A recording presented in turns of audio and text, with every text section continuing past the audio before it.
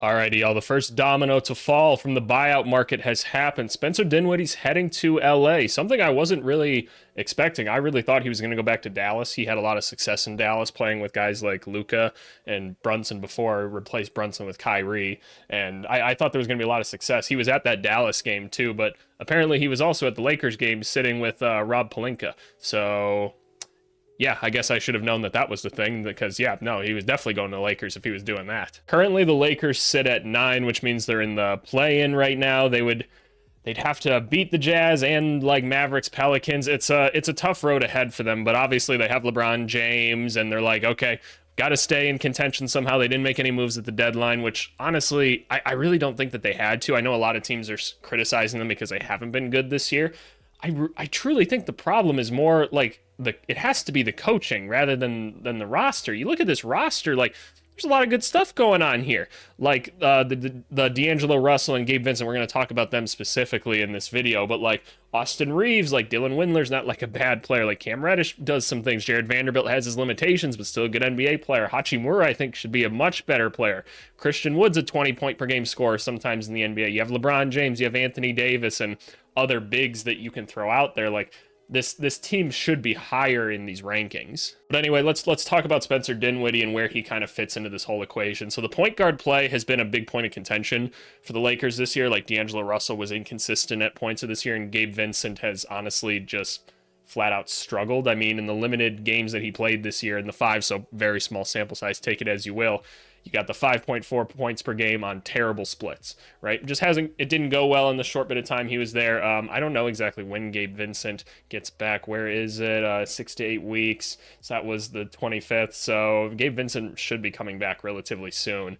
But in all remarks, Spencer Dinwiddie's generally a better player. Then you look at Spencer Dinwiddie, though, and he hasn't had the most consistent season either. At his best, Spencer Dinwiddie's a guy that plays best as like a secondary ball handler and distributor on a team. He's usually a nice second guard.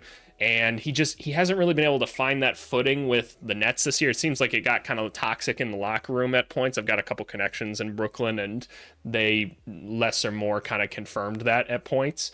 And so you got 13 points per game out of him still, but the efficiency has just kind of fell off a cliff this year. But you still got 6 assists. Like he's still like playmaking at a pretty high level, and the assist to turnover ratio is great. So like there's still parts of his game working. It's just the scoring wasn't as good. I want to take a look at his lineup numbers specifically, though. So in the lineup that he played with the most, which is the starting lineup for the Nets, which is Dinwiddie, Cam Johnson, McCall Bridges, Claxton, Dorian Finney-Smith, they were actually a net positive lineup. So that tells you something. The next most popular lineup is when they subbed Cam Thomas into the game, who has the ball a lot, which is kind of interesting to me. And then you see a huge spike when you play him with McCall Bridges again, and you take Cam Thomas out, and you put in like a Day'Ron Sharpe, so it's pretty much just the starting lineup minus Nick Claxton, a similar type player.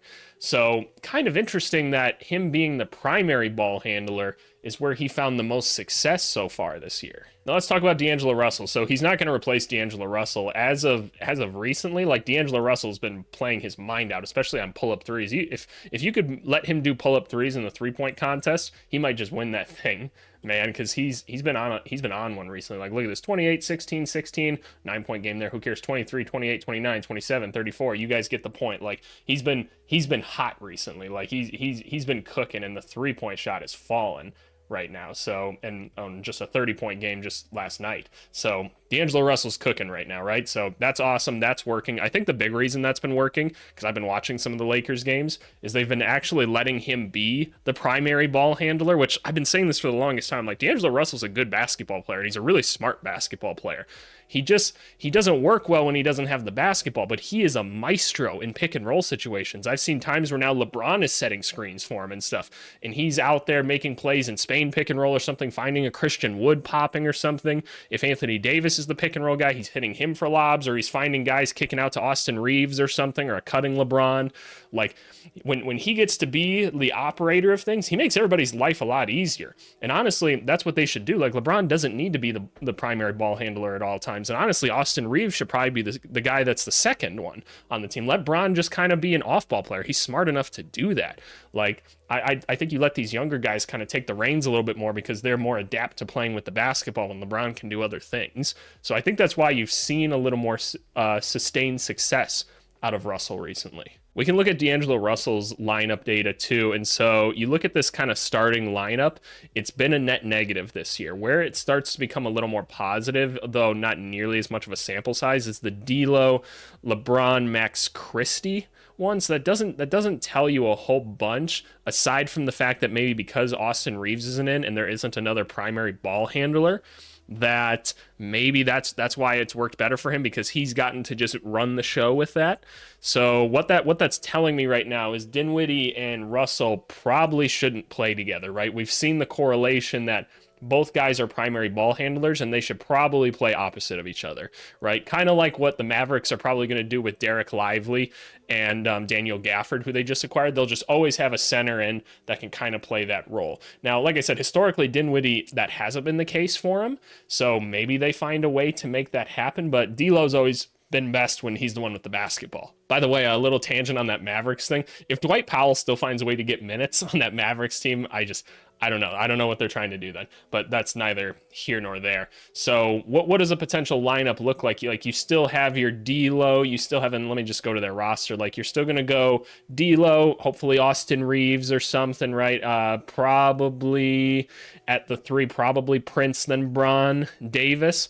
And then you can kind of bring Dinwiddie off the bench as that backup guard. He can play with the Max Christies, the Hachimuras or something. And maybe what could be nice is maybe if Hachimura gets a little more attention with the bench and he can be another ball handler to kind of play with Dinwiddie, assuming that they can kind of coexist together like that. Maybe that's a way to get Hachimura going, because I think that's going to be a key to them accelerating things, because I think Hachimura is a really underrated player that just isn't being utilized very well right now. But yeah, no, overall, this is a cool move. I am surprised he didn't go to Dallas, but I know he's from Los Angeles and everything, so good for Spencer Dinwiddie that he gets to go home and everything. But I'm excited to see him suit up here. I don't know how far the Lakers go this year. They should be able to go further than where they are. Like I said, currently the 9 seed. How many games back are we? They're 2 games back from even the 8 seed. So that's a tough one, man. And the Jazz are a game and a half behind them, and it kind of drops off after that. We don't know what's going to happen with the Warriors. The Warriors might not make the playoffs, that's crazy. It's crazy to waste a year of Steph Curry and everything, but that's their own problem that they're just going to have to figure out. Yeah, y'all let me know. What do you think of Spencer Dinwiddie going to the Lakers and everything? I know there's plenty of Lakers fans out there, so y'all let me know. It's not like you're getting a bad basketball player by any means, and I'm guessing he's going to be motivated to do something. So yeah, y'all leave me a comment and everything. Subscribe to the channel, and we'll talk to you guys later. Thanks so much. Bye.